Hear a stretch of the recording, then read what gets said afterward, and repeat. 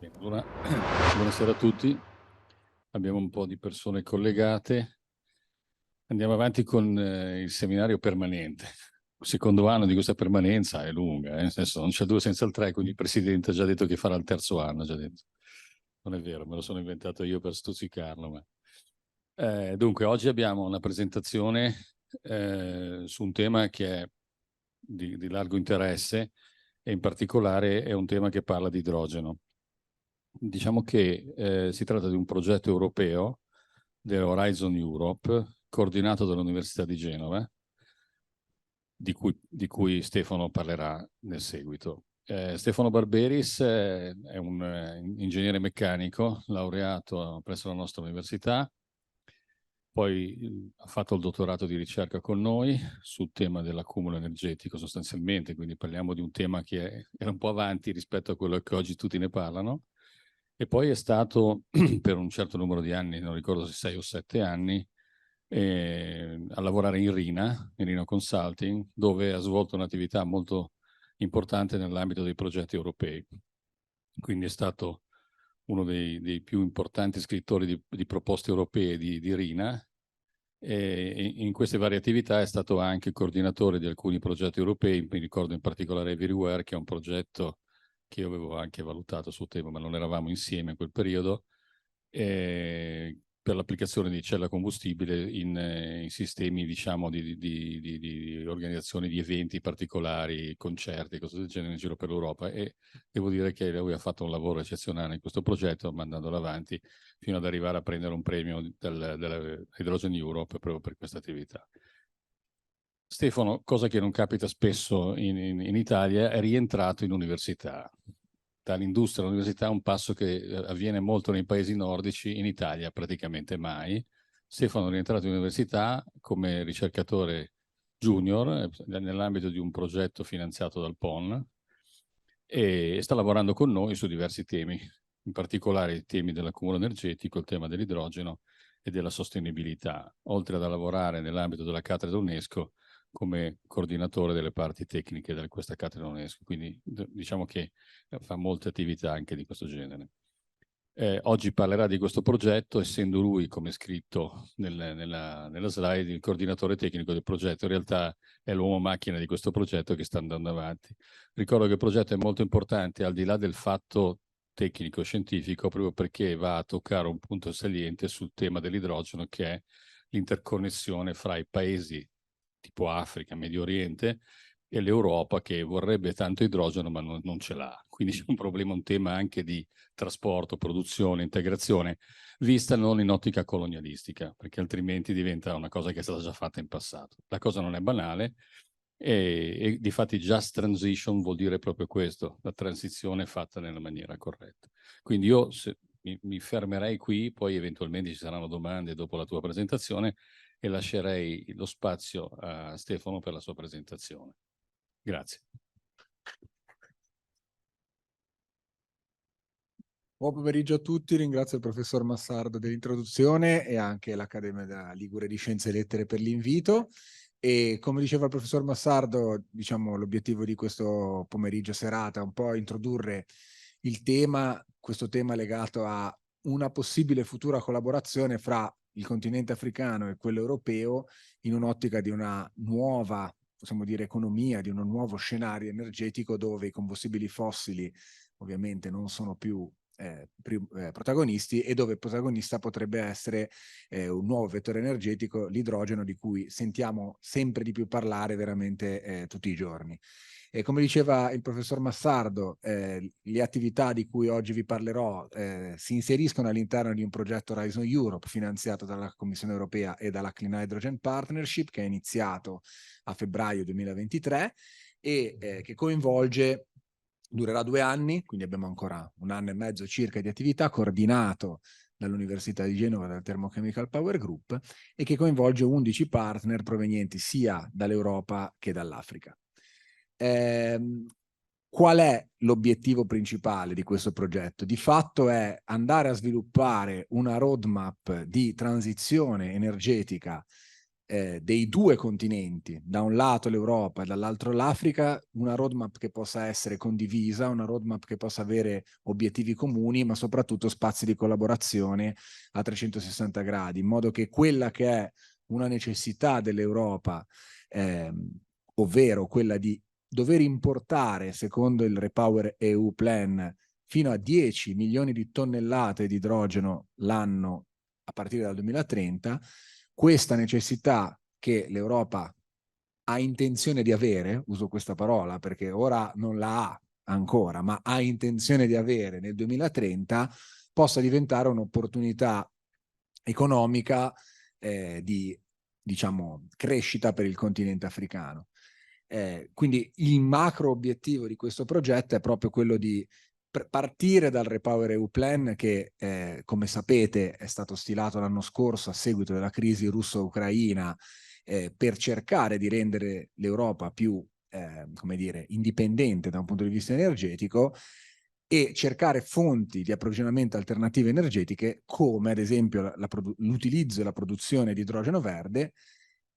Nel Repower EU Plan infatti si parla di dal 2030 avere a disposizione nel territorio europeo 20 milioni di tonnellate di idrogeno verde, 10 milioni di tonnellate da prodursi in Europa, 10 milioni di tonnellate da prodursi in Africa.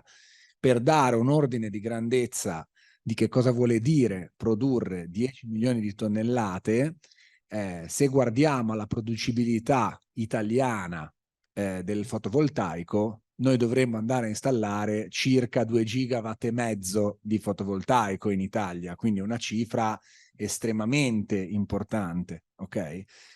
Quindi come capite già è una quantità di impianti di potenza rinnovabile difficilmente sostenibili in termini di spazi, in termini di producibilità e in termini di gestione anche del nostro sistema elettrico. Necessariamente quindi dobbiamo guardare ad altri scenari, altre soluzioni, come ad esempio l'import. E perché l'Africa? Perché l'Africa come, diciamo, potenziale primo partner, possiamo dire, per questo scenario di import?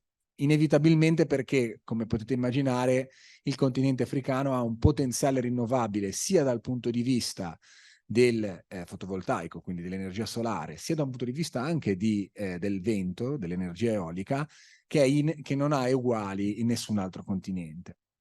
E soprattutto per la grande presenza di spazi, possiamo dire, non antropizzati, cosa che in Europa ovviamente non possiamo avere, non possiamo avere più, ma non è solo, diciamo, un discorso legato al potenziale rinnovabile, perché infatti l'Africa è, possiamo dire, il partner privilegiato numero uno. Questo, come dicevo, perché esiste già, ha un grande potenziale rinnovabile, ma in realtà perché esiste già un surplus di energia rinnovabile in Africa. Se pensiamo ai grandi impianti idroelettrici, ad esempio presenti in Congo, presenti fra l'Etiopia e l'Egitto, già oggi questi impianti, seppur siano impianti per la produzione di energia rinnovabile di tipo dispacciabile, quindi controllabili, già oggi tendono a produrre o potrebbero produrre molta più energia di quella che in realtà immettono in rete. Questo è legato a due fattori. Il primo, perché purtroppo non c'è domanda elettrica. Il Congo ha un accesso all'energia elettrica, ad esempio, che è del 56% della popolazione. Quindi vi è una sovrapproduzione di energia, o comunque c'è una capacità installata che non è andata di pari passo a un'elettrificazione del paese. Analogamente l'Etiopia, analogamente la Tanzania con il Malawi, che condividono ad esempio un impianto idroelettrico da circa 750 megawatt. Quindi già oggi esiste un surplus, possiamo dire, di energia rinnovabile. È chiaro che il termine surplus non lo dobbiamo vedere con i nostri occhi, perché nella realtà dei fatti non vi è una domanda, ma non perché, come dire, non ci sono abbastanza attività produttive, ma perché purtroppo non vi è elettrificazione dei sistemi e anche in presenza di processi produttivi importanti, spesso i grandi processi produttivi, le grandi industrie locali tendono ad autoprodursi l'energia, quindi non si connettono a un sistema elettrico nazionale. Quindi c'è una forte mancanza di infrastruttura energetica elettrica a 360 gradi, e un'altra cosa importante, c'è una grande mancanza di interconnessione elettrica fra i vari paesi. Quello che oggi noi, infatti, l'Europa guarda all'idrogeno e al cosiddetto power to hydrogen come sistema di accumulo energetico per tanti impianti rinnovabili che forniscono energia alla rete elettrica, dobbiamo pensare che l'eventuale paradigma di promozione dell'idrogeno e della produzione di idrogeno verde nel continente africano sarebbe assolutamente completamente diverso. Sarebbe assolutamente completamente diverso. Altro aspetto importante è il fatto che in Africa sono presenti alcune infrastrutture energetiche, soprattutto di collegamento con l'Europa. Mi sto riferendo ovviamente alle pipeline di gas naturale, che potrebbero diventare viatico per trasferire l'idrogeno verde che viene prodotto ad esempio nel Nord Africa piuttosto che anche nell'Africa subsahariana. Oltre a questo dobbiamo aggiungere il fatto che esistono già oggi una serie di infrastrutture anche per il gas naturale liquefatto o comunque terminal portuali abbastanza rilevanti che già oggi hanno come dire, delle rotte privilegiate con l'Europa. Dunque esiste, possiamo dire, un ruolo già oggi centrale da parte dell'Africa in tutto quello che è l'import-export di fossili, che potrebbe essere, tra virgolette, facilmente convertito verso un import-export di idrogeno verde. Ultimo punto abbastanza rilevante è il fatto che esistono già oggi in Africa diversi, diciamo, impianti e stabilimenti industriali di notevole dimensione, spesso posseduti da soggetti europei o statunitensi, in quelli che vengono considerati i cosiddetti hard to abate sector, quindi i settori industriali alto energivori, ma soprattutto alto emittenti, dove ovviamente gruppi industriali occidentali hanno trasferito la produzione in Africa per motivi di ovviamente ridotto costo del manodopera, ma anche per motivi legati molto spesso a minori vincoli ambientali. Quindi esistono già in Africa diciamo degli ottimi potenziali off-taker, quindi coloro che potrebbero già utilizzare l'idrogeno verde localmente prodotto per andare a decarbonizzare la loro produzione. Questo diventa attrattivo non solo in un'ottica di, come dicevo, potenziali utenti di questo idrogeno verde che si produrrebbe in Africa, ma anche potrebbe diventare attrattivo per tutto quello che già oggi è il mercato dei carbon credit, il mercato delle carbon tax, quindi dell'emission trading system, dove i soggetti europei tendono a, come dire, compensare verso l'Africa le emissioni che svolgono in Europa. Quindi un meccanismo di, possiamo dire, investimento attraverso i carbon credit potrebbe facilitare in Africa l'installazione di, ad esempio, grandi impianti di idrogeno verde che altrimenti sarebbero più difficili da installare in Europa. Dunque, per tutti questi motivi, come capite, e scusate, questo l'ho già detto prima, delle infrastrutture energetiche che già oggi in un certo qual senso, mettono in contatto con Nord Africa soprattutto, ma non solo, perché da ormai una decina d'anni si sta pensando di diciamo, collegare tutto quello che è il bacino, soprattutto petrolifero, nigeriano, diciamo del Western Africa, verso il Nord Africa, sfruttando quindi le infrastrutture già esistenti. Quindi questa infrastruttura energetica diventa, possiamo dire, un asset molto importante per una futura collaborazione tra Europa e Africa, che vedrebbe peraltro l'Italia protagonista, perché come sapete già oggi gran parte del gas naturale che noi importiamo dal Nord Africa transita per l'Italia attraverso 2 gas pipeline principali, le altre 2 principali invece transitano dal Marocco verso la Spagna. Inoltre, ultimo punto per cui diciamo la partnership con l'Africa sarebbe facile, possiamo dire, ed è inutile negarlo, il fatto che esistono tutt'oggi delle collaborazioni molto strette, soprattutto fra paesi, possiamo dire, ex colonialisti, che potrebbero permettere una facilitazione delle interazioni sia a livello commerciale sia a livello politico. In questa immagine ho voluto riportare alcuni degli ultimissimi accordi che sul tema dell'idrogeno verde sono stati stilati. Si va dall'accordo che è stato fatto tra Al-Sisi e la presidentessa von der Leyen a settembre per la creazione in realtà di una nuova potenziale gas pipeline che dall'Egitto vada transitando per Cipro, arrivi fino in Grecia, e in questo progetto si è già parlato della possibilità di rendere queste pipeline hydrogen ready, quindi in grado di trasportare quantitativi di idrogeno già consistenti, non solo l'1-2% che oggi potrebbero trasportare. Subito sotto vedete il più recente accordo che è stato svolto la settimana scorsa tra la presidentessa von der Leyen e il presidente della Namibia.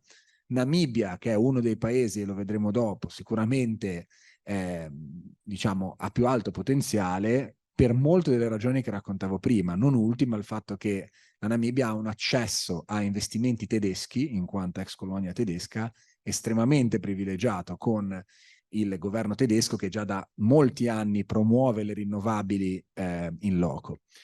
L'ultimo in alto a destra invece, vostra sinistra, è l'accordo che è stato sviluppato fra la European Bank, la European Development Bank e la Mauritania.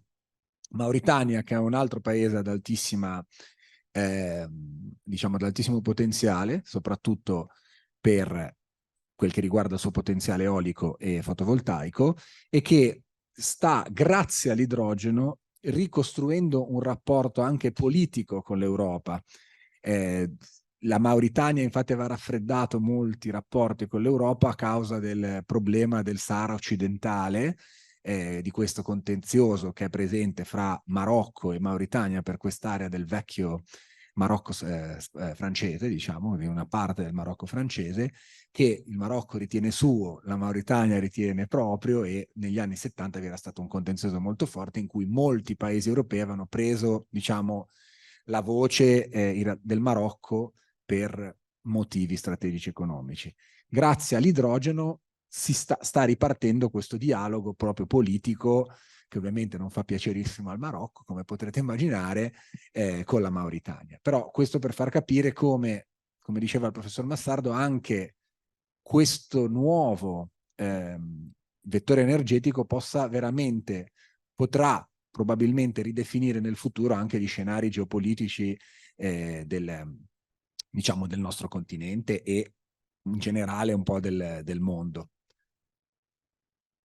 Dopo questa breve introduzione su perché l'Africa, spendo veramente pochissimi minuti per introdurre il progetto. Come dicevo, lo scopo principale del progetto è quello di sviluppare una roadmap strategica dei due continenti, una roadmap che possa essere collaborativa, quindi cercare di far sì che le policy sovranazionali europee, come ad esempio il REPowerEU Plan, possano parlare con le policy sovranazionali africane. Dobbiamo infatti considerare che una cosa peraltro particolare dell'Africa che la rende analoga all'Europa è che in Africa esiste la cosiddetta African Union che mette insieme praticamente tutti i paesi del continente africano tranne due, che uno è Eswatini e l'altro ammetto di non ricordarlo.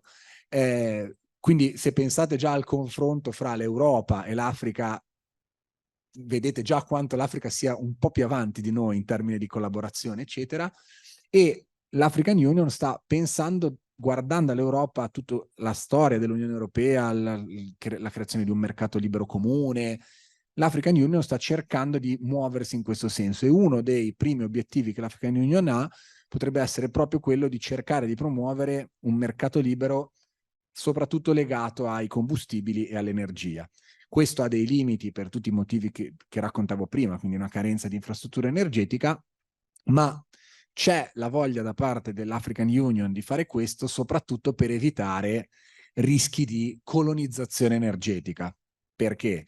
Perché, come dicevo, diciamo, i grossi produttori di energia stanno guardando all'Africa come un luogo dove andare a produrre idrogeno verde, andare a produrre idrogeno verde a costi, come mostravo nelle slide precedenti, di gran lunga inferiore di quelli che potrebbero essere per la produzione in Europa. Questo grazie al fatto che il potenziale di energia rinnovabile per la produzione di energia rinnovabile in Africa è ovviamente di gran lunga superiore rispetto a quello europeo. Questi costi quindi permetterebbero di realizzare dell'idrogeno verde in un costo che sia fra 1,5 e 2 euro al chilogrammo. Consideriamo che con i costi attuali diciamo degli elettrolizzatori questo costo in Europa non riesce a scendere sotto i 5-6 euro al chilogrammo, anche in paesi ad alto potenziale rinnovabile come possono essere il nord Europa per l'eolico o la Spagna per il fotovoltaico. Quindi la comparazione fra i due prezzi, 2 euro al chilo, 6 euro al chilo, anche andando ad aggiungere il costo di trasporto, diciamo, il valore sul mercato dell'energia dell'idrogeno verde prodotto in Africa sarebbe sempre superiore. Quindi la volontà qual è? Quella di evitare un colonialismo, possiamo dire, senza scrupoli, tra virgolette, da parte dei paesi europei in Africa, e per fare questo favorire però allo stesso tempo la condivisione di, come dicevo, policy, obiettivi comuni, ma anche condivisione di know-how tecnologico. Perché? Perché ovviamente dobbiamo considerare che gran parte dei grossi soggetti manufatturieri di elettrolizzatore sono o cinesi o europei, ma vi è un grande know-how in Europa. L'idea quindi sarebbe quella di fatto di dire: ok, noi europei vi offriamo la tecnologia, voi ci offrite un luogo dove renderla e farla sfruttare al meglio. Qualcuno potrebbe ovviamente pensare: ok, quindi questo è un nuovo colonialismo energetico o altra cosa. Stiamo facendo tutto questo per ridurre le importazioni di combustibili da paesi, diciamo, che ci possono un po' tenere per il guinzaglio dal punto di vista della bolletta energetica, ma ci stiamo solo spostando. Cioè, oggi eravamo dipendenti magari dalla Russia e altri paesi di questo tipo, i paesi del Golfo. Promuovendo l'idrogeno verde andiamo ad avere lo stesso problema verso i paesi africani. Ecco, la volontà di questo approccio just è quello di cercare di avere un approccio che sia sostenibile da un punto di vista sociale, ambientale ed economico, ma che possa anche prevenire ogni rischio di, da un lato, colonizzazione, dall'altro, instabilità politica o rischio che il nostro continente, i nostri paesi possano restare, diciamo, alla mercé dei paesi africani, paesi che non sempre godono di forte stabilità politica, come sappiamo. La volontà dunque è quello di sviluppare, grazie a questo progetto, delle linee guida che possano proporre, possiamo dire, delle best practice, dei meccanismi virtuosi per la promozione dell'idrogeno verde, per la promozione della produzione dell'idrogeno verde in Africa e il suo trasporto verso l'Europa.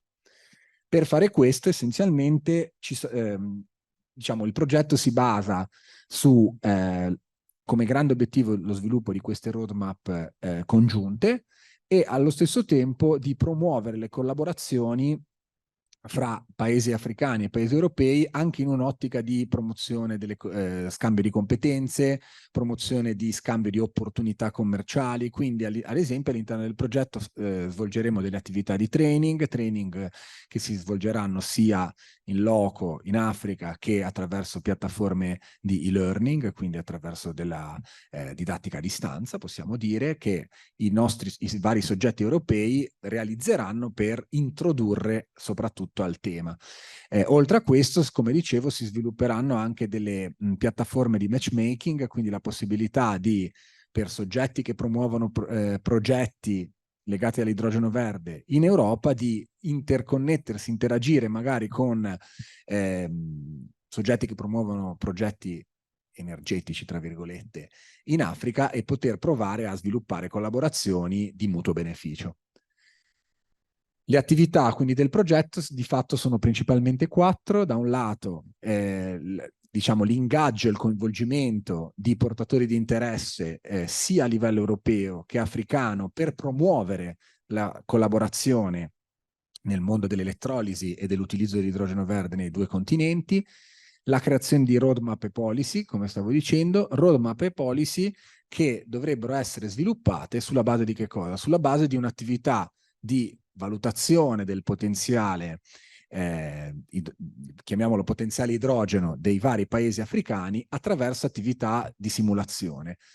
Alcuni dei primi risultati che abbiamo realizzato nel progetto ve li mostrerò proprio fra poco, e l'obiettivo durante il progetto è di simulare e valutare l'impatto che lo sviluppo di una filiera dell'idrogeno verde e di un'installazione di un gran numero di elettrolizzatori può avere, diciamo, sul continente sotto quali livelli? Ovviamente sotto i livelli delle infrastrutture energetiche, ma anche e soprattutto, ad esempio, sulla quantità di terra, quindi veramente di spazio che noi andiamo a occupare, la quantità di materiali rari che utilizziamo per sviluppare questa transizione energetica, perché dobbiamo considerare che negli elettrolizzatori noi abbiamo, se pensiamo agli elettrolizzatori PEM ad esempio, del platino, dell'iridio, abbiamo comunque dei materiali che sono critici, ma ultimo aspetto molto importante in Africa è ad esempio l'utilizzo dell'acqua, perché noi per produrre idrogeno abbiamo ovviamente bisogno per ogni chilo di idrogeno di 9 kg d'acqua, quindi dobbiamo pensare che magari ci sono delle fonti d'acqua che prima di essere utilizzate per produrre idrogeno possono essere utilizzati per altri scopi. In realtà c'è chi dice che la promozione di una filiera di idrogeno verde potrebbe, ad esempio, incoraggiare lo sviluppo di processi di desalinizzazione. Questo potrebbe essere vero, perché si vedrebbe come dire, un ritorno economico verso l'investimento in un sistema di desalinizzazione comunque ha un costo elevato, e quindi poi questo impianto di desalinizzazione, oltre che produrre acqua per il nostro elettrolizzatore, magari può essere di beneficio a livello locale. In ultimo, un'altra attività, come già dicevo, è quella di training e di promozione delle conoscenze. Il progetto è diviso in 3 fasi. Una prima fase che abbiamo finito proprio il mese scorso, il 31 ottobre, di cui vi presenterò alcuni risultati, dove abbiamo cercato di capire qual è lo stato dell'arte, qual è lo scenario in cui questo progetto si muove proprio come punto di partenza, in un'ottica quindi di capire chi sono ad esempio i paesi che si stanno muovendo di più, quali sono i paesi che hanno più potenziale, che magari non si stanno muovendo, quali sono le competenze ad esempio che mancano in Africa per sviluppare questa filiera di idrogeno verde. I risultati della prima fase saranno poi portati avanti, ulteriormente sviluppati nella seconda fase, che è la fase che noi chiamiamo di modeling, quindi di sviluppo di modelli di simulazione per capire se davvero quei paesi che noi abbiamo identificato come ad alto potenziale possono e come possono sviluppare una loro propria economia di idrogeno, e sulla base dei risultati delle simulazioni, nella terza fase del progetto, andremo a scrivere quelle famose roadmap e policy che sono, diciamo, l'obiettivo finale del progetto stesso. Come avrete capito, un ruolo fondamentale del progetto non è soltanto quello dei partner, ma anche quello dei portatori di interesse e di coloro che si muovono e gravitano o che hanno interesse nel promuovere un'economia idrogeno in Africa. Per questo all'interno del nostro progetto abbiamo come partner l'African Hydrogen Partnership, che è la più importante associazione internazionale africana che coinvolge un po' tutti gli operatori del settore, sebbene pochi, dell'idrogeno verde africani, ma anche europei, che hanno già mosso i primi passi in Africa. Oltre che Hydrogen Europe, che è l'equivalente associazione un po' più corposa europea. Il consorzio, come raccontavo, prevede il coinvolgimento di diversi paesi, scusate, di diversi soggetti provenienti da diversi paesi. In Europa abbiamo coinvolto principalmente soggetti di ricerca con grande esperienza sia nel mondo dell'elettrolisi sia nel mondo del cosiddetto country energy modeling, quindi la valutazione ad esempio del potenziale energetico dei vari paesi, e In Africa invece abbiamo coinvolto alcuni centri di ricerca che già avevano mosso dei passi, che già hanno delle attività in essere sul tema dell'idrogeno, come ad esempio IRESEN, che è l'equivalente, possiamo dire, di Enea per il Marocco, Northwest University, che è diciamo, l'università che è a capo del centro per la promozione dell'idrogeno in Sudafrica, e la Strathmore University in Kenya, che anche in questo caso è un'università estremamente attiva soprattutto per quel che riguarda la promozione di attività di business legate all'energia sostenibile. In Europa, come dicevo, invece abbiamo coinvolto vari soggetti, il SEA, Jülich, che è, come dicevo, un centro di ricerca tedesco molto attivo in Africa, soprattutto con i progetti GIZ dell'ente di cooperazione tedesco, ma abbiamo coinvolto anche Artelis. Artelis è una società francese che realizza, diciamo, software per la pianificazione energetica ed è il primo consulente della Commissione europea per, diciamo, la Commissione europea si rivolge all'Artelis per validare le proprie roadmap, i propri scenari energetici. Quindi avendo loro noi possiamo dire ok, useremo gli stessi strumenti che usiamo in Europa anche in Africa. Mi piace sottolineare anche la presenza di un altro partner genovese che è STAM, che ci supporta nel coordinamento del progetto e anche nella valutazione, ad esempio, di quelle che sono le necessità da un punto di vista manufatturiero per sviluppare una vera filiera africana, perché qual è il rischio? Il rischio è che poi costruiremo i nostri raterizzatori in Europa e poi li portiamo là ad installare, quindi non avendo ad esempio nessun tecnico a livello locale che ci possa supportare, non avendo nessuno in grado di, che ne so, fornire pezzi di ricambio banalmente in loco. Quindi l'attività di STAM sarà anche quella di capire, creare una sorta di manufacturing roadmap, quindi una roadmap per, diciamo, lo sviluppo di un'industria vera e propria, di una manifattura dell'idrogeno in Africa, sia da un punto di vista di competenze che di proprio processi produttivi di cui ci sarà bisogno. Adesso, in questi ultimi momenti della mia presentazione, vi presenterò un po' dei primi risultati di progetto, quelli che sono stati un po', come dicevo, i risultati di fine della nostra fase 1, che come vi raccontavo è stato un po' questa prima fase di progetto. Abbiamo cercato di capire qual è realmente, o ripeto, abbiamo cercato di capire, perché non è così facile, soprattutto avere accesso a un certo tipo di dati in paesi africani, qual è veramente lo stato dell'arte del continente africano per quel che riguarda l'attuale produzione, soprattutto di energia rinnovabile in Africa, e quanto questa produzione di energia rinnovabile potrebbe trasformarsi in futuro, oggi e in futuro, in produzione di idrogeno verde. Nello specifico, quando noi andiamo a analizzare questo scenario, abbiamo analizzato, diciamo, questo scenario, abbiamo voluto analizzarlo guardando diversi aspetti. Prima di tutto abbiamo voluto guardare quali sono quei paesi africani che oggi hanno già sviluppato delle policy nazionali o delle strategie energetiche nazionali per la promozione delle rinnovabili e per la promozione dell'idrogeno verde. Queste, come potete immaginare, sono abbastanza pochi come paesi.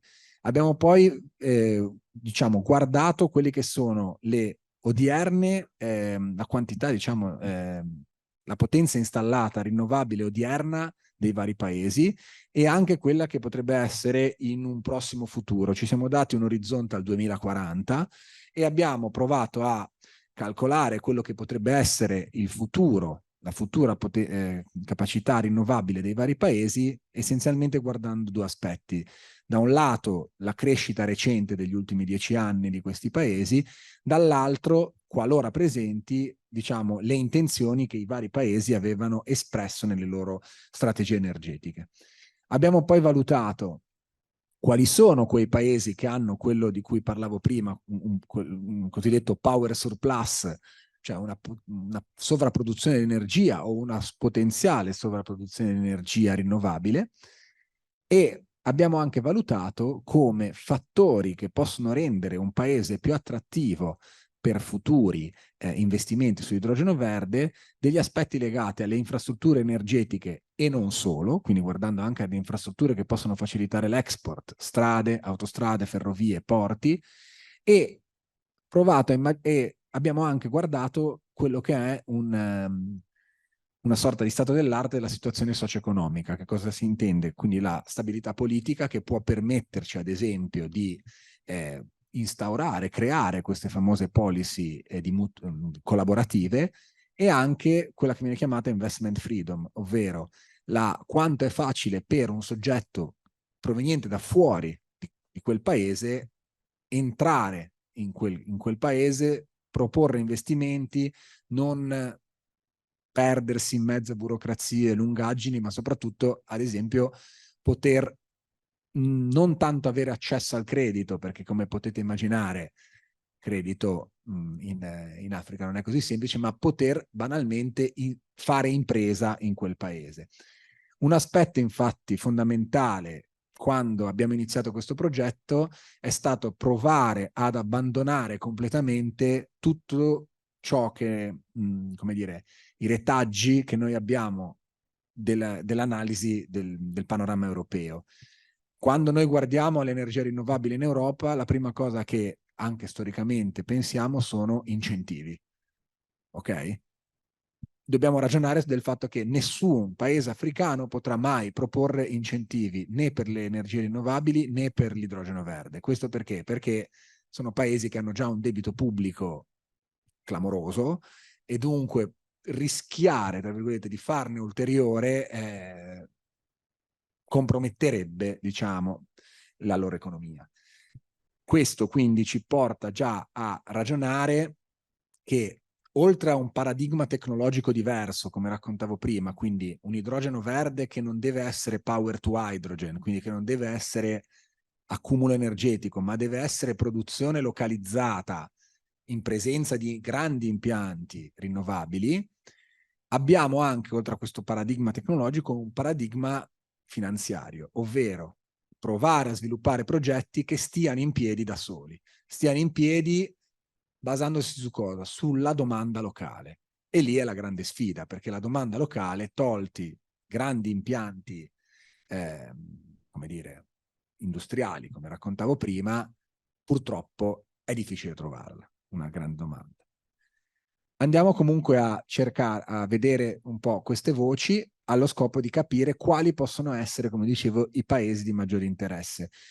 Quello che abbiamo fatto come Università di Genova è stato quello di analizzare punto per punto queste voci, fare quello che chiamiamo ranking per ogni voce, e poi abbiamo fatto una media pesata di questo ranking per andare a dare un punteggio a ogni paese rispetto a tutte queste voci di interesse. Ovviamente la prima voce di interesse è quella di valutare quello che è il potenziale rinnovabile oggi presente.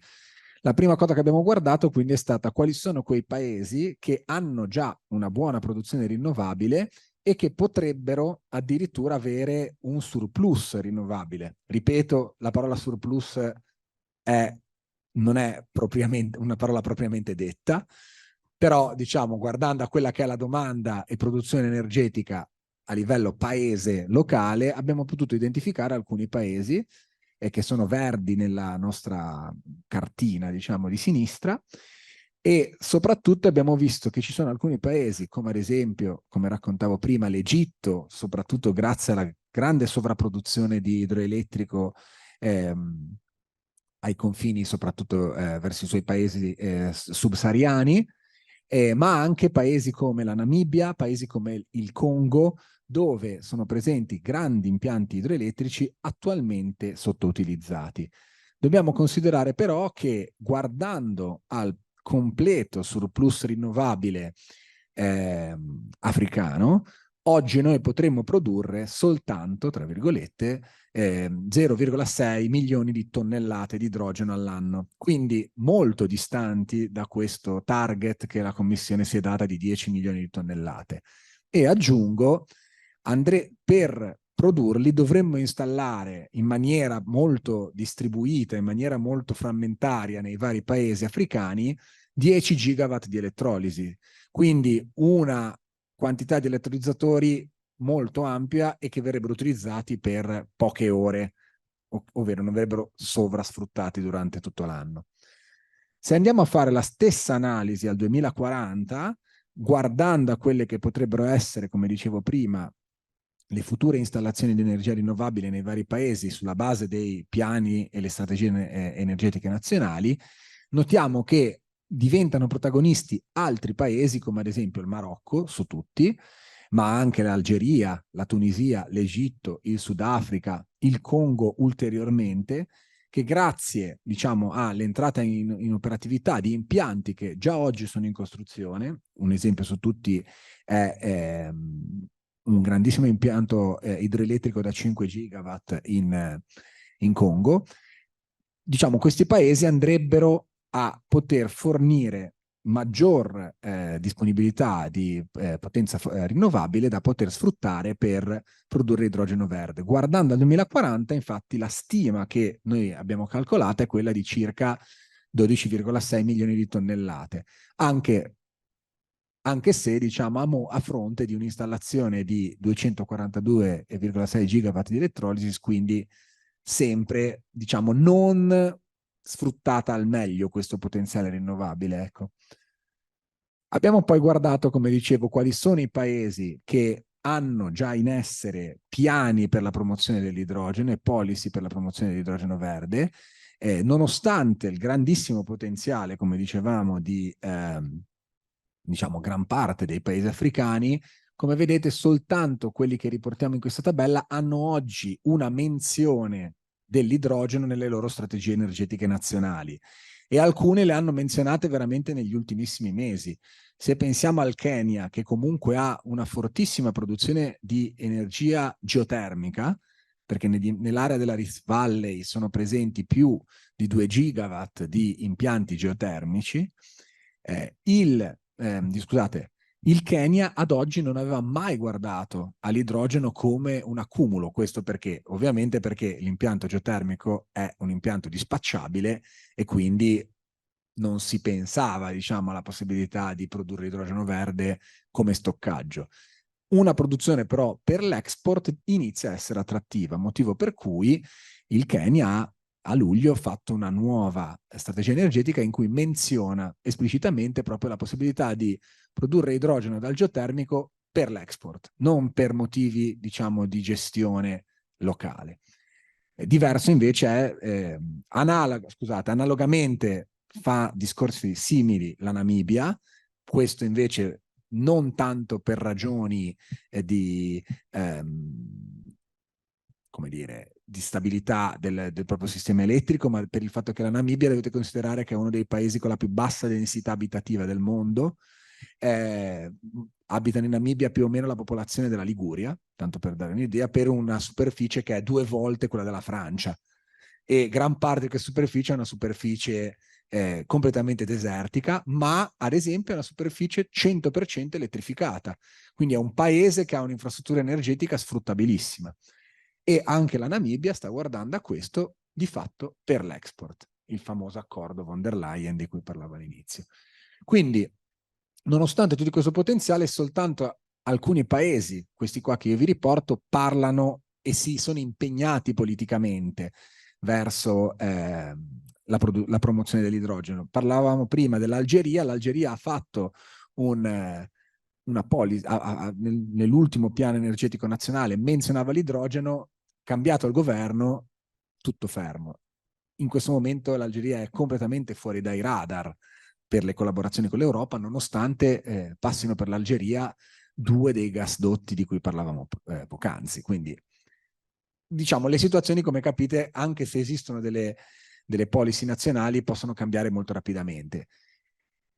Abbiamo poi analizzato quelli che sono i progetti annunciati, e con il termine annunciati non cercavamo di guardare non tanto ai proclami, ma a progetti già in essere, quindi già con finanziamenti attivi, eccetera.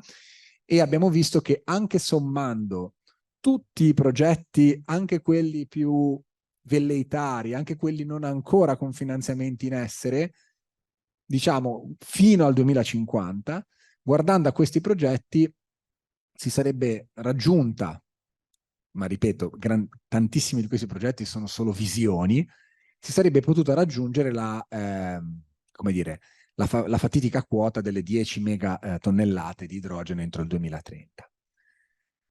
Quindi abbiamo valutato quindi dove si trovano questi progetti, soprattutto quelli che sono già stati finanziati, e poi abbiamo valutato, come raccontavo prima, alcuni indici legati alla, ad esempio, alla stabilità politica.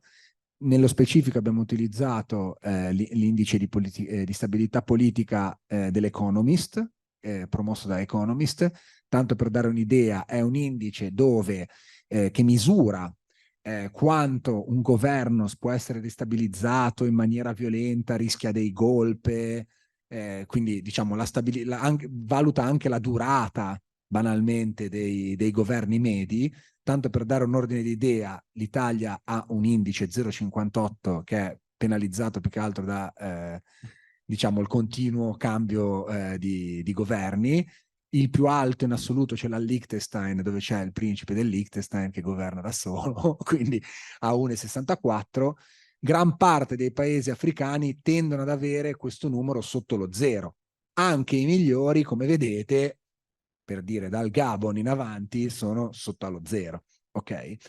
E chi lo ha alto, se notate, sono paesi come la Namibia, che hanno forti interazioni con la ex madrepatria, o il Botswana, che di fatto è una propaggine su molte cose politiche del Sudafrica.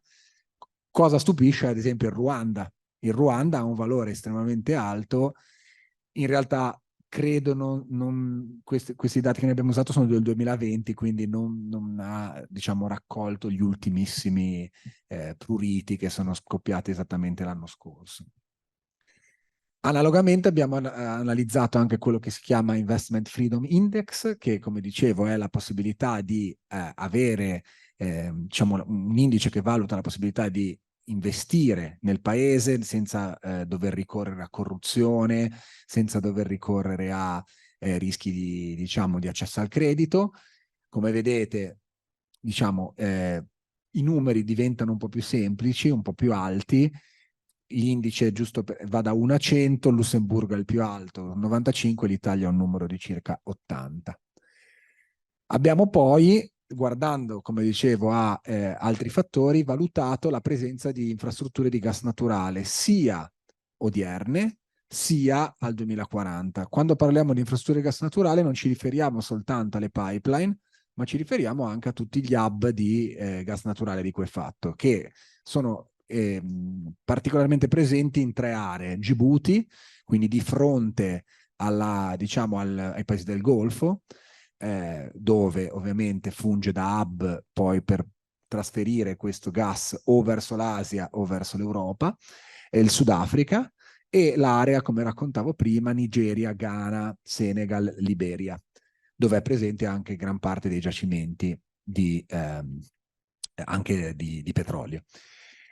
Abbiamo valutato quindi la situazione attuale nel 2023, che è quella che vedete nella, diciamo, in questa qua di sinistra, e quelli che sono anche i potenziali sviluppi futuri, soprattutto guardando, come raccontavo prima, ai potenziali sviluppi futuri di pipeline di gas, ma anche di terminal LNG.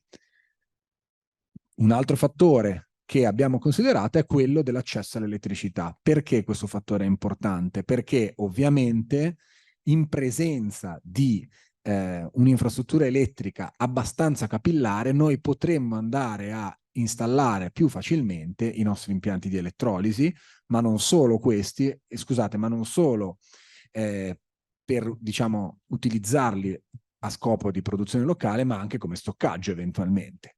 Anche se ci siamo già detti, non è questo il paradigma che vogliamo promuovere in Africa. Altro motivo è il fatto che se un paese è già fortemente elettrificato, molto probabilmente non vedrà di cattivo occhio un investimento su infrastrutture elettriche completamente dedicate a una produzione industriale, come potrebbe essere quella dell'idrogeno verde.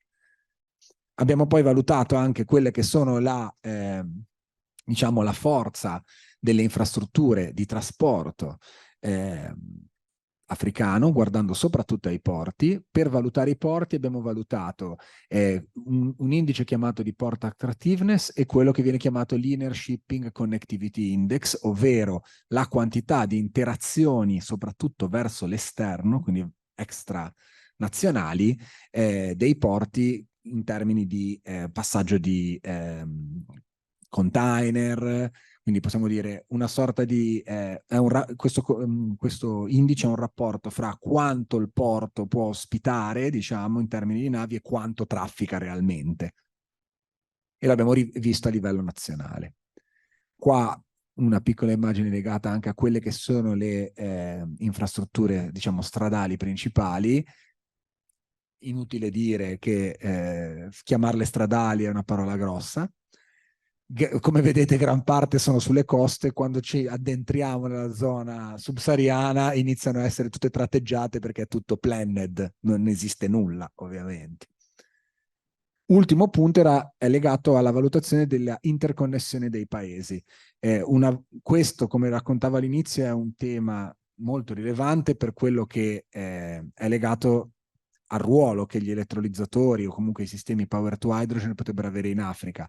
Come vedete, un sacco di paesi non sono interconnessi fra di loro, quindi anche qualora ci sia un paese che ha un surplus di energia elettrica non lo può vendere o cedere a un paese vicino, e questa è una situazione abbastanza diciamo gravosa, soprattutto in paesi che hanno un forte potenziale rinnovabile e soprattutto in paesi che partecipano ai cosiddetti power pool. L'Africa Union infatti ha sviluppato 4 grandi mercati chiamati power pool, nord-ovest, nord-est, sud-ovest, sud-est, che avrebbero dovuto favorire l'interscambio di energia elettrica fra i vari paesi. Questa cosa non è mai avvenuta se non in alcune parti del nord-ovest e del nord-est, ovvero Egitto, Etiopia, ad esempio, Marocco, Algeria, però già, scusate, Marocco, Tunisia, ma già Tunisia e Algeria no. Quindi, cioè, tutt'oggi i paesi non si scambiano energia come nel nostro continente. Quindi, come raccontavo, abbiamo un po' fatto varie classifiche su tutti questi fattori che abbiamo analizzato e abbiamo poi dato un peso a ciascuno di questi fattori. Ovviamente preponderante era il peso legato alla producibilità energetica e a tutto quello che è il potenziale surplus da rinnovabili, e diciamo sulla base di queste analisi siamo andati a valutare. Vabbè, questo in realtà ve l'ho già raccontato prima. Abbiamo fatto un po' di comparazioni fra quelli che potrebbero essere gli scenari del 2023 al 2040, nello specifico comparazioni sulla produzione di rinnovabili che ci mostrano come alcuni paesi, grazie all'implementazione dei propri piani strategici, potranno diventare più performanti per quel che riguarda la produzione di rinnovabili e quindi inevitabilmente per quel che riguarda la produzione di idrogeno verde. Ma volevo, diciamo, con il nostro ranking abbiamo, come dire, creato questa classifica tra coloro che sono i paesi che oggi possono dirsi a più alto potenziale e quelli che possono dirsi in futuro a più alto potenziale. Saltano agli occhi alcune particolarità. Una su tutte è sicuramente, ad esempio, il caso dell'Angola. Il caso dell'Angola nel nostro ranking è molto alto. Per quale motivo? Perché l'Angola ha un surplus di energia idroelettrica, anch'esso estremamente importante, che oggi diciamo, è in grado di scambiare soltanto con la Namibia, non può scambiare con nessun altro. Questo, nonostante questo surplus di energie rinnovabili, l'Angola però oggi non ha nessuna, diciamo, piano di sviluppo dell'infrastruttura energetica. Quindi l'Angola, che nel 2023 è ai primi posti, crolla nei piani futuri, ad esempio. Analogamente l'Etiopia che anche oggi, come dicevo prima, ha un surplus prevalentemente da energia idroelettrica, non ha una strategia energetica nazionale, men che meno una strategia per l'idrogeno verde, e va a perdere va a perdere il proprio, diciamo, ruolo tra il 2023 e il 2040. Si nota poi invece come alcuni paesi che già oggi hanno un ottimo posizionamento in classifica, Marocco, Egitto, Kenya, continueranno ad avere e potranno continuare ad avere, soprattutto se riusciranno a mettere diciamo, in pratica le loro intenzioni, un ruolo predominante diciamo, nella futura transizione a idrogeno verde del continente africano. Una valutazione importante che conviene fare è quella anche di cercare di capire se le nostre pipeline sono le pipeline con cui noi ci, diciamo, scambiamo energia e gas naturale, soprattutto con il Nord Africa, sono in grado di prendere, tra virgolette, di trasferire questo idrogeno verso l'Europa, considerando che nel Repower EU Plan si considera di creare queste hydrogen backbone, viene chiamata, per, diciamo, lo scambio di non solo gas naturale ma anche idrogeno tra il Nord Africa e l'Europa. Andando ad analizzare i due principali corridoi, quindi il corridoio, chiamiamolo Algeria, Libia, Italia, e il corridoio Marocco-Spagna, si può vedere che le pipeline attuali, sebbene siano in grado di trasportare soltanto l'1% in sicurezza, possiamo dire, dell'idrogeno nelle loro condutture, sarebbero già oggi in grado di trasferire i famosi 10 megatonnellate. Quindi noi abbiamo un asset anche in casa, possiamo dire, italiano, davvero importante. L'Italia potrebbe davvero avere un ruolo come smistatore, tra virgolette, di idrogeno verde verso i paesi europei. Questo è uno dei motivi per cui, ad esempio, Snam, con il precedente amministratore delegato Marco Alverà, spingeva moltissimo su questo tema dell'idrogeno verde, perché avendo loro, possiamo dire, l'autostrada su cui l'idrogeno potrebbe correre, chiaro che avevano tutta l'intenzione di promuovere questo genere di progetti. Ultime parole veramente su un tema che è quello delle Hydrogen Valley, di cui si sente spesso parlare in Europa, anche qui in Italia, e che potrebbe forse essere replicabile in Africa. Che cos'è un Hydrogen Valley intanto? Un Hydrogen Valley è un ecosistema dove noi andiamo, diciamo, a intercettare diversi potenziali utenti del nostro vettore energetico idrogeno, utenti che possono essere industrie, possono essere mezzi di trasporto, e andiamo ad associare questi potenziali utenti a un grande impianto di produzione di idrogeno verde, quindi che possa avere diversi off-taker, quindi diversi utenti, e stare in piedi economicamente. Quindi l'obiettivo è cercare di localizzare in un'area, una valley, più possibili utenti che possono prendere, tra virgolette, l'idrogeno prodotto in loco a livello locale, allo scopo anche ovviamente di limitare il più possibile il trasporto dell'idrogeno, eccetera. E anche lo stoccaggio, che come saprete trasporto e stoccaggio sono i grandi problemi, diciamo, legati all'idrogeno. Questo tema dell'Hydrogen Valley, questo approccio sistemico all'Hydrogen Valley, è un approccio che si sta diffondendo su spinta europea un po' in tutto il mondo, e come vedete da questa immagine però non si sta diffondendo in Africa. E questo non è un motivo, cioè questo accade non soltanto perché mancano i denari, ma in realtà perché, come per tanti motivi che abbiamo detto prima, è molto difficile sviluppare un Hydrogen Valley in Africa. Perché questo? Di fatto perché, come ci siamo detti, gli elettrolizzatori non avrebbero un ruolo di accumulo energetico in Africa, e quindi non avrebbero un driver, chiamiamolo, del sistema energetico paese o del sistema energetico locale per essere installati. Punto primo. Punto secondo, il più importante a mio avviso: non esiste una domanda sistemica, ovvero è impensabile pensare che io installo un elettrolizzatore e poi tutto intorno ci faccio gli autobus a idrogeno, perché se gli autobus non ci sono neanche a benzina, a gasolio, ma come caspita faccio a fare quelli a idrogeno, banalmente, ok? Quindi è impossibile identificare una domanda sistemica a livello locale. Quello invece che può... E poi c'è un tema legato all'accesso all'acqua, altro aspetto che per noi in Europa è molto semplice, anche per la presenza di un'infrastruttura energetica e idrica, e che invece in questo caso non è presente. Ultimo aspetto, quello degli incentivi, ma non solo quello degli incentivi, anche quello della possibilità che i nostri elettrolizzatori possano offrire servizi di rete per la gestione della rete pagati. Oggi in Europa abbiamo dei mercati elettrici dove l'energia elettrica ha anche prezzi negativi, dove si è pagati per così dire a scendere, quindi per utilizzare energia elettrica quando il mercato e la rete chiede di utilizzarla. Tutto questo in Africa non esiste, quindi questi potenziali ricavi aggiuntivi elettrici vengono a mancare.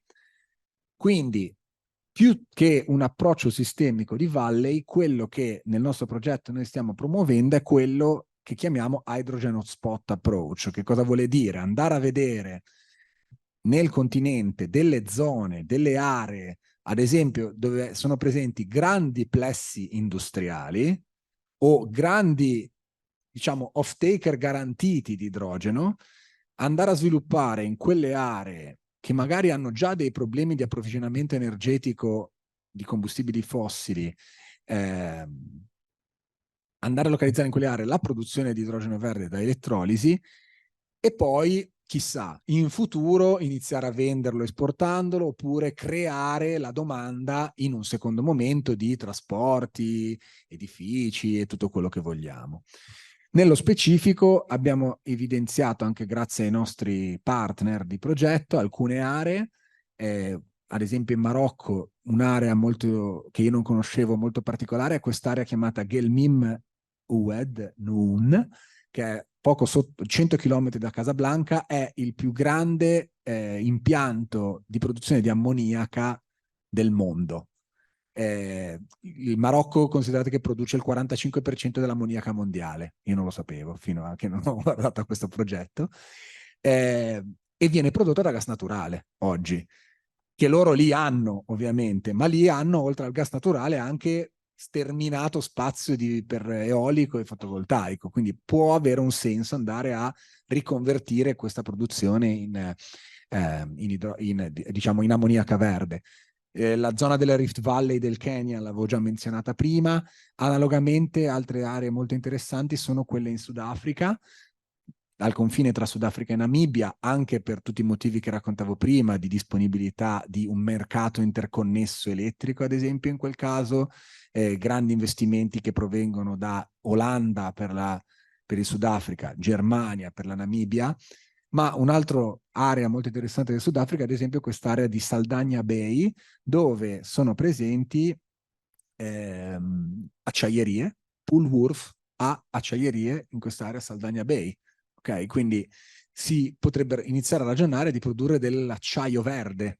Ok, oggi già questo acciaio viene trasferito dal Sudafrica all'Europa, quindi non è che andresti ad aggiungere qualcosa, potresti decarbonizzarle, quindi diciamo usare quel meccanismo anche di carbon credit di cui parlavo all'inizio.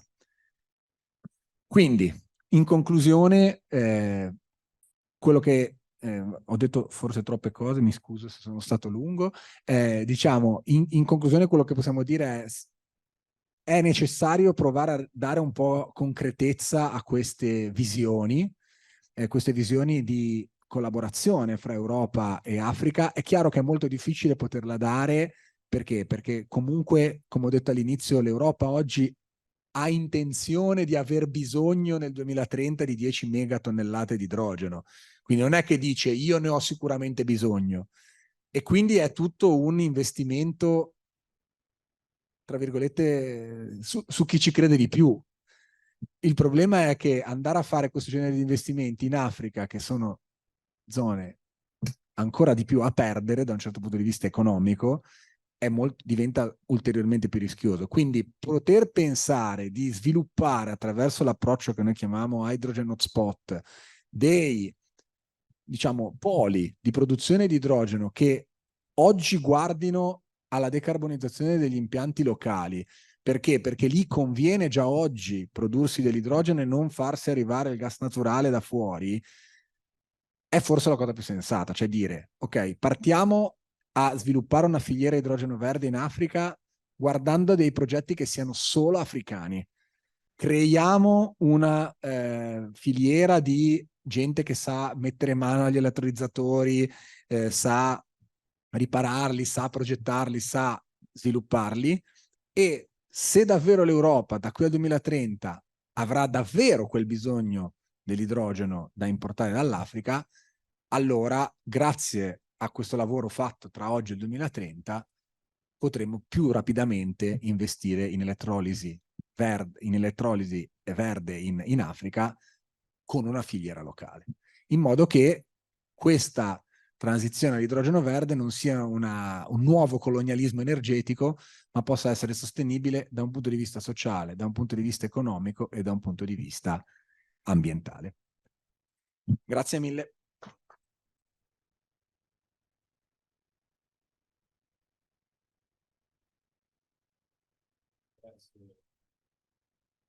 Grazie Stefano, ho visto un po' di risultati che non conoscevo nemmeno io, quindi ti ringrazio, è stato interessante. Ci sono domande dalla platea? Allora, io vi passo il microfono perché la settimana scorsa ero a casa e se fate domande senza microfono chi è a casa non sente niente, quindi prego. Sì, avrei qualche domanda da fare al relatore che ha sicuramente toccato molti punti molto importanti e interessanti, ma soprattutto diciamo una delle cose che mi preoccupano sono primo il costo dell'idrogeno verde che un domani dovrà essere utilizzato e poi il trasporto dell'idrogeno verde, nonché lo stoccaggio. Sappiamo che l'idrogeno ha un punto di liquefazione di intorno ai 240 gradi di sotto. Meno 200, sì. Circa, insomma. Quindi 20 Kelvin, sì. non mi risulta che ci siano degli stoccaggi già con queste caratteristiche. E in più, come lei ha detto, c'è il fatto del trasporto attraverso pipeline e mi risulta che oggi solo una piccola parte di idrogeno può essere convogliata dentro nel coso. Forse può chiarire, sì, diciamo, chiarire un pochino questo. sì, allora, in generale, vabbè, intanto rispetto all'idrogeno liquido, l'idrogeno liquido può essere liquefatto. È chiaro che portare dell'idrogeno a 20 gradi Kelvin, quindi meno 253 gradi, ha un consumo energetico tale che, diciamo, ti costa il 40% della tua energia che tu hai utilizzato per produrlo. Quindi un ulteriore aggravio di costi, quindi un ulteriore aggravio per renderlo sostenibile di un'energia che deve essere praticamente gratuita. Rispetto al costo della produzione di idrogeno verde. Allora, in taluni paesi africani dove noi possiamo avere, ad esempio, impianti fotovoltaici che operano 2.500 ore operative equivalenti all'anno, che giusto per dare un'idea è il doppio della Puglia, noi riusciamo ad avere un prezzo, diciamo, dell'LCOE, quindi dell'Electricity Cost of Energy locale, di circa 10 euro a megawattora. Con 10 euro a megawattora l'idrogeno verde, pur considerando impianti di elettrolisi che hanno un loro costo, noi riusciamo a produrlo a dei costi, come raccontavo prima, circa sui 2 euro al chilogrammo. Il vantaggio, consideriamo che oggi l'idrogeno grigio, quindi soprattutto per chi utilizza già idrogeno, prima della crisi russo-ucraina lo pagavano 5-6 euro al chilo. Oggi lo pagano 15, giusto per dare dei numeri. Stavo dicendo, rispetto al trasporto, è verissimo che al massimo noi possiamo trasportare l'1% oggi e ci sono rischi di cricche e quant'altro a causa del fatto che l'idrogeno possa interstizialmente entrare, bla bla bla. Però dobbiamo considerare che poter sfruttare queste infrastrutture anche all'1% per i numeri che mostravo prima ci permetterebbe, e siccome le pipeline di gas sono estremamente, hanno delle capacità di trasporto estremamente importanti. Consideriamo che le pipeline che arrivano in Italia, già oggi noi le sfruttiamo al 20% col gas naturale. Quindi è chiaro che noi dovremmo mettere gas naturale e idrogeno all'1%, però idealmente potremmo trasportare tutto. Il vantaggio qual è? Che non dovremmo fare, diciamo, investimenti sull'asset di trasporto, perché ce l'ho già e inserisco, tra virgolette, no? Quindi mostravo all'inizio il costo di trasporto sulla pipeline dovrebbe si aggira intorno ai 20 centesimi al chilogrammo. Un problema potrebbe essere il fatto che chi va a investire poi sullo strippaggio dell'idrogeno nella pipeline, perché io ovviamente questo idrogeno lo metto nella pipeline e poi lo devo togliere dalla pipeline. Chi investe su quello? Diciamo, l'operatore SNAM di turno oppure l'utente finale? Perché l'utente finale è difficile oggi che si metta a investire, ma anche SNAM di turno oggi dice: fate l'idrogeno, buttatelo nelle mie reti, così io lo dispaccio. Ma poi non è detto che investirà anche per toglierlo, ok? Quindi il rischio è che poi questo idrogeno che circola nelle nostre pipeline possa essere usato soltanto da grandi utenti che, come dire, possono permettersi certi investimenti di strippaggio, ecco, diciamo.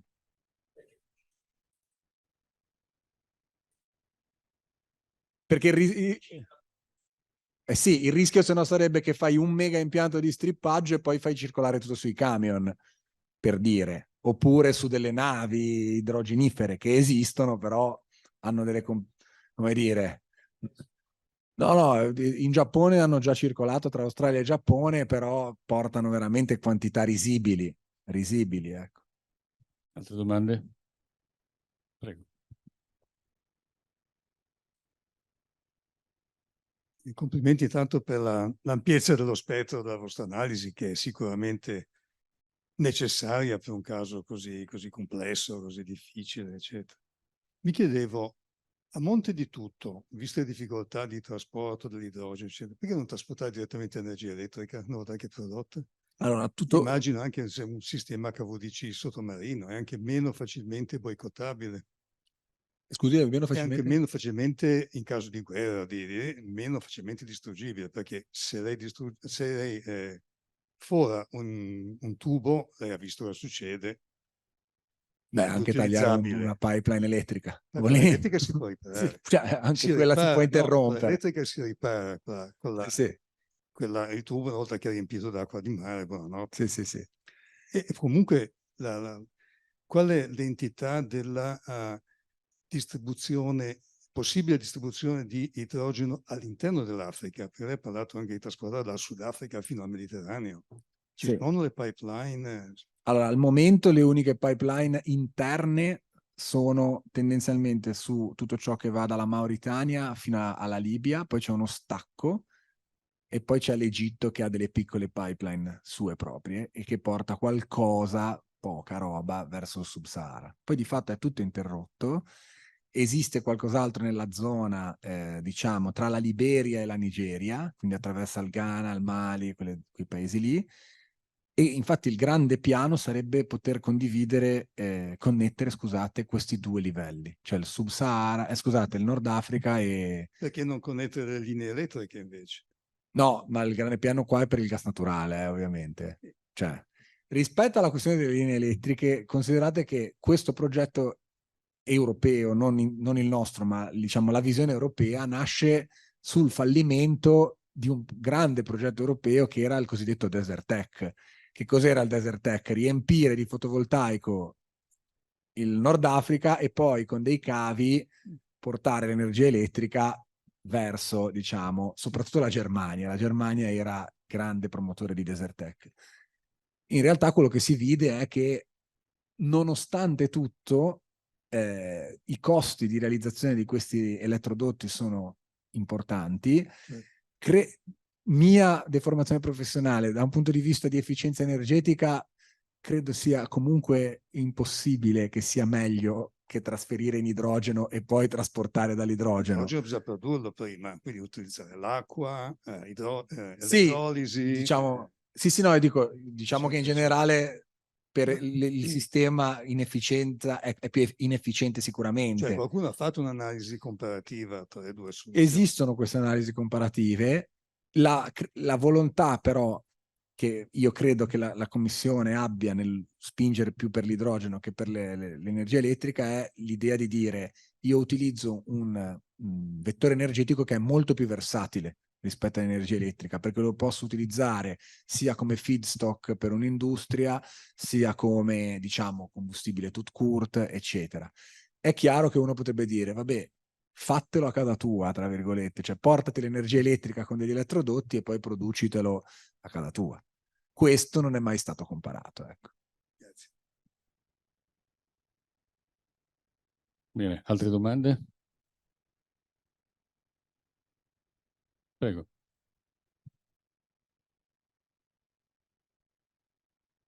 No, io vorrei sapere, 1 chilo di idrogeno, quanti watt riesce a produrre?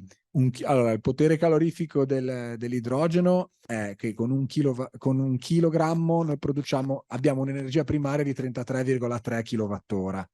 Se a quel punto, a seconda di in quale sistema energetico noi lo utilizziamo, possiamo produrre più o meno energia elettrica.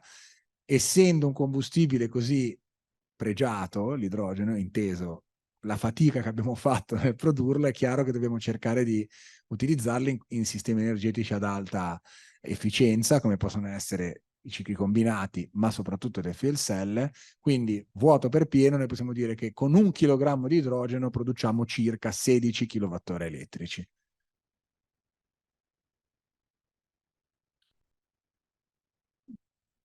È soddisfatto della risposta, penso.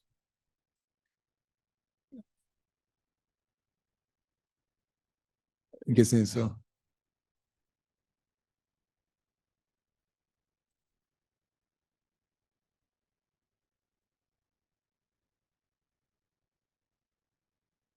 Ma non possiamo comparare le due cose, nel senso, se noi vediamo il gas naturale ha anch'esso ha un costo, e con il gas naturale io posso produrre dell'energia elettrica. Cioè, non possiamo compararli direttamente, cioè, uno è un combustibile e un'altra è energia elettrica. Va bene, io volevo soltanto così aggiungere una cosa, al di là di alcune delle considerazioni che sono molto interessanti, eccetera, eccetera, al di là del fatto che non abbiamo visto la tecnologia, perché evidentemente l'aspetto è più, diciamo, di carattere generale, è un tema estremamente complesso, cioè è facile. Se guardi una delle prime slide che lui ha fatto vedere, IRENA, che è l'International Renewable Energy Agency, dice che in Africa si potranno produrre nel 2050 al di sotto di 1,5 dollari a chilogrammo, una proprio delle prime, si potranno produrre 750 milioni di tonnellate di idrogeno. 750 milioni. In Europa quante? 24. Allora, è chiaro che l'obiettivo è capire se là ci sono veramente queste 750 milioni di tonnellate, perché certi numeri poi bisogna anche vedere se sono veri o meno, quindi sono tutte una serie di studi che poi quando vanno a cozzare con le cose che diceva Stefano, cioè manca la rete elettrica, mancano le persone, manca la competenza, manca l'acqua, no? Cioè dice, vabbè, se faccio il fotovoltaico nel Sahara e poi non c'ho l'acqua, e i pannelli fotovoltaici del Sahara si sporcano perché la sabbia è ben sporca, quindi abbassa la produzione, tutto quello che volete. Cioè, il tema è complesso. Questo io credo che la presentazione di Stefano voglia dire, è facile dire che si possono fare le cose, poi quando vai a farle scopri che è molto più difficile, cioè fra dire che facciamo la transizione energetica e farla c'è un po' di difficoltà, cioè nella realtà delle cose noi possiamo fare tutto, sento cose bellissime, leggo articoli, però poi quando ti vai a misurare su queste dimensioni, perché il problema sono le dimensioni anche, cioè non ti stai parlando di qualche kilowatt o qualche centinaia di chili di idrogeno, parli di milioni di tonnellate da trasportare da una parte all'altra del mondo. Ma quale alternativa, nel caso in cui si vada in questa direzione, perché sono scelte politiche, quale alternativa abbiamo se non di guardare all'Africa? Non abbiamo altra alternativa, perché non c'è altro, se no c'è il Medio Oriente, dove la produzione nel Medio Oriente, sempre in quel grafico lì, è di 500, circa 550 milioni di tonnellate, cioè ritorniamo nelle mani degli sceicchi sostanzialmente, quindi dobbiamo fare un pensiero su queste cose. Poi è vero che forse in Italia potremmo produrne anche tanto, riempiendo la Sicilia di fotovoltaico o meno, ma come diceva lui sono visioni diverse, no? Cioè noi abbiamo bisogno anche di gestire la rete elettrica, di mantenere la rete in funzione, quindi visto come accumulo energetico. Laggiù non hanno questo problema perché non sanno cosa farsene, quindi è tutto un altro mondo, bisogna anche pensare in maniera diversa, cioè modificare il nostro modo di pensare l'energia, no? Io la prima volta che sono andato a Itaipu in Paraguay, dove c'è una centrale che fa 14.000 megawatt, non so se è la più grande centrale al mondo dal punto di vista energetico per la produzione di energia, non di potenza installata, perché i cinesi ne hanno fatto una più grande ma funziona meno perché si riempie di terra. E la cosa che io dicevo, sai, noi in Europa abbiamo problemi con l'energia, questi mi dicevano, guarda, noi non sappiamo cosa farne, se ci trovi qualcosa cosa farne, noi te la regaliamo. Alla fine partimmo 15 anni fa con l'idea di fare idrogeno. Massimo Rivarolo fece il dottorato con me su questo. Cioè, bisogna capire che il mondo ha delle cose diverse. Se riusciamo a metterle insieme, forse riusciamo a trovare un risultato. Se poi l'elettrolizzatore, invece che avere il 75% di rendimento, arriveremo all'80, all'85, è tutto di guadagnato. Però in questo momento il problema è la dimensione del fatto di poter investire, poter avere le infrastrutture. E io sono personalmente dell'opinione che quando tu mi dici che in Marocco c'è la più grande produzione mondiale di ammoniaca, e mi giri il coltello nella piaga, perché secondo me l'ammoniaca è il punto fondamentale su quale andare a operare con l'idrogeno, cioè l'ammoniaca è, fra virgolette, più facilmente trasportabile con tutti i vincoli che ha, è liquida sostanzialmente a poco più della pressione atmosferica, a temperatura normale, e quindi questo potrebbe essere una strada da perseguire. Rendere l'ammoniaca green vuol dire rendere green anche la filiera dei fertilizzanti. E in Etiopia è uno dei posti dove c'è bisogno di fertilizzanti e hanno questa possibilità. Cioè ci sono un sacco di attività, quelle che dicevi hotspot, e credo che dobbiamo pensarci. Se non ci pensiamo noi, ci penseranno i cinesi. Mettiamocelo in testa questo, perché se noi diciamo c'è anche questo aspetto, infatti, cioè, abbiamo un aspetto politico non di secondo piano. L'altra cosa che volevo chiederti, per una domanda di cui non hai parlato, vorrei che tu parlassi dell'idrogeno bianco del Mali. Sì. Vabbè, esiste anche un colore dell'idrogeno bianco. Sì, diciamo, in questo momento con grande attenzione all'idrogeno si sta valutando anche l'ipotesi di estrarre idrogeno da questi bacini naturali.